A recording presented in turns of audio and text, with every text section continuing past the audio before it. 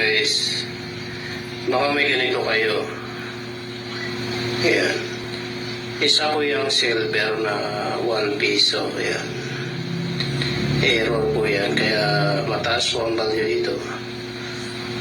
At kung mayroon kayong ganitong klaseng barya, ay maibinta nyo sa mataas na halaga kapag isa siyang silver na error. No?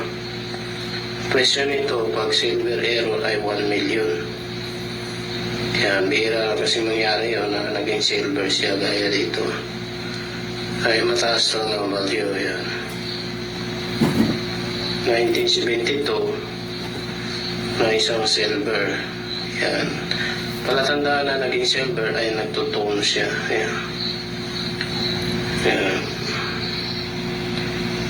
Yan. Kung ikaw ay may ganitong klaseng barya at gusto mong ibenta, picture mo lang malinaw at i-comment dito sa ating video para ma-check namin kung ang coins nyo ay isang silver.